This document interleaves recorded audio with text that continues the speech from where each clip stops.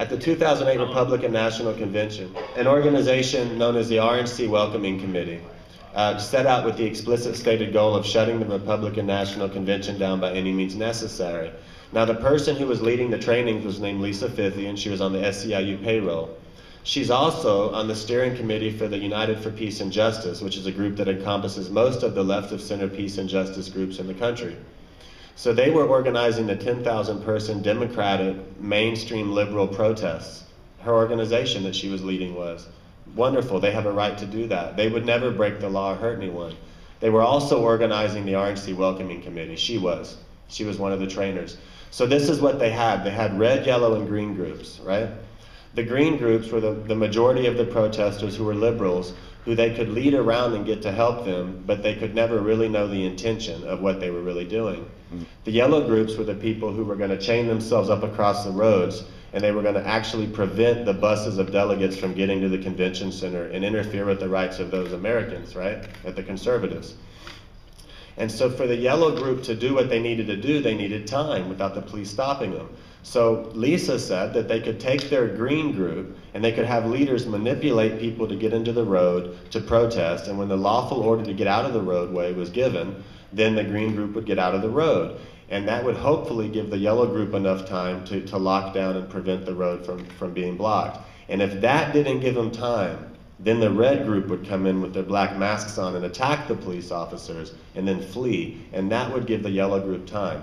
All the while, the green group was unaware that they had just been manipulated and used to help the illegal behavior of a far left group of people who wanted to hurt other Americans and prevent their rights from being exercised. And that's how you deal and think about the who mean well. They don't realize they're being manipulated.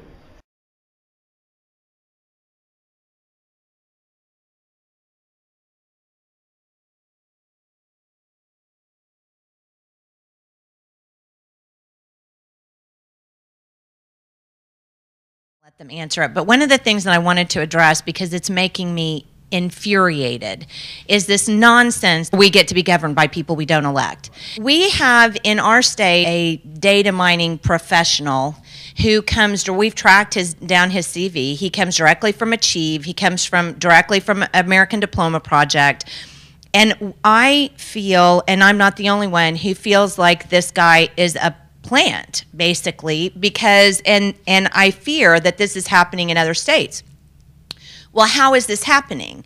He is an unelected official. What is he doing? He is writing policy, I know, because he stopped one of our bills to straighten up 1989, which was our bad data bill, which he made bad, by the way. We were trying to straighten it up, and he comes down to the office and says, you can't do it because of this and this and this. So here you have an unelected official directly responsible for policy, right? So I made a comment the other day because I want to figure out how we can make this stop. And I got something from Richard Ennis in Kentucky that I wanted to share.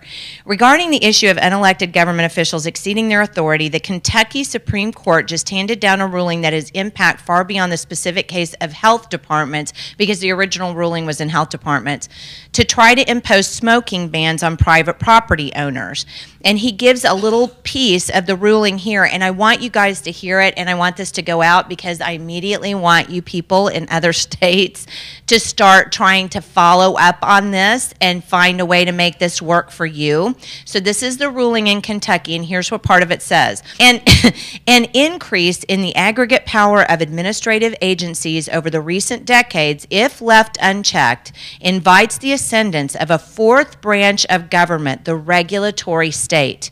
The trustees of our state and federal constitutions must bear this burden with pragmatic resolve so that government may effectively function in the 21st century without abdicating sovereignty. The balance of freedoms is the most delicate task of a democracy for which there is no judicial panacea. A free people vest that onerous duty to those whom they have entrusted through the elective process. This was a Kentucky Supreme Court ruling pushing out the ruling of unelected officials. I want you guys to be able to find this and use this. This must be our next way of attacking Common Core in this data mining, because this is all happening by unelected representation.